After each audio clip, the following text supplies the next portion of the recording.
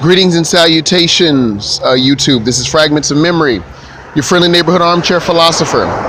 It's a beautiful Sunday morning. I just got through sipping some London Fog tea. If you don't know what London Fog tea is, it is basically Earl Grey tea with a little bit of milk and a little bit of sweetener. It's a beautiful thing on a Sunday morning. The Oppression Olympics. Now, what the Oppression Olympics is when someone of a group that is marginalized, the minority member, the female, maybe someone of a same-sex relationship, that person speaks of their struggles, the hurdles in which through which they have to jump. The member of the dominant group of a society comes along and says, well, I have struggles too. Now, this isn't to be in sympathy with or solidarity with the other person. It's to say, well, I have oppression too, and I don't complain.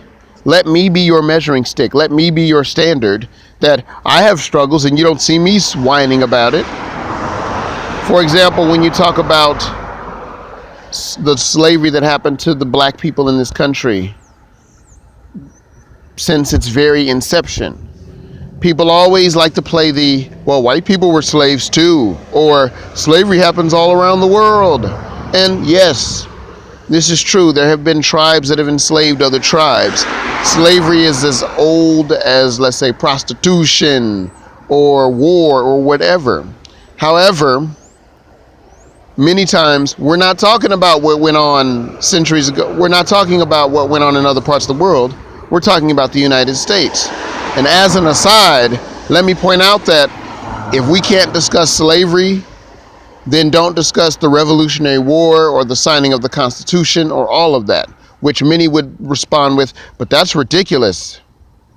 Of course it is, because that's part of history. And if we want to learn history so we can be better people today and make better choices for the future, then we need to know about it. So anyway, when people try to throw the instances in which they receive prejudice directed at them, or racism or sexism or whatever, and they're a member of the dominant group, they try to conflate that with the entire group as opposed to just their own personal experience versus what that person from the marginalized group may actually have gone through and what they collectively go through. And we tried to give an equivalency to that. Oh, prejudice may be prejudice, but there's different ways of there's differences. One, for example, we may talk about me giving individual prejudice or bigotry or racism to a white guy versus a systemic prejudice and racism towards me.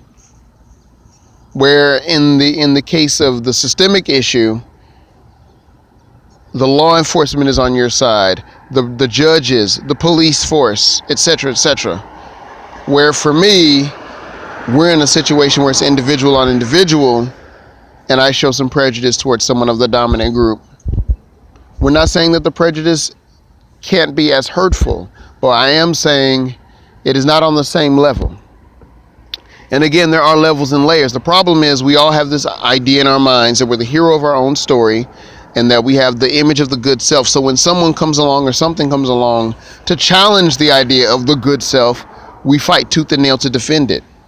And instead of fixing the ills or the problems or working towards fixing the ills or the problems that may lead to the marginalization of persons of color, women, whatever the case might be, we react and then try to throw instances in front of people's faces saying, I'm more oppressed, therefore you should be quiet.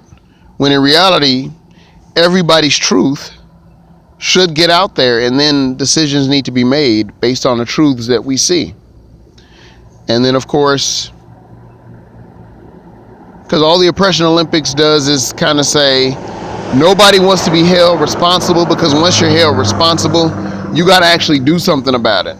And not a lot of people are able, capable, or even willing to do it. And I would say the willing is more the problem than the ability or the capability, if you know what I mean.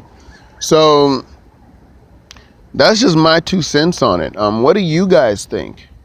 Do you think that in this day of the information age, in this day of where everyone's giving their discourse, such as a platform such as YouTube, are we in this oppression Olympics?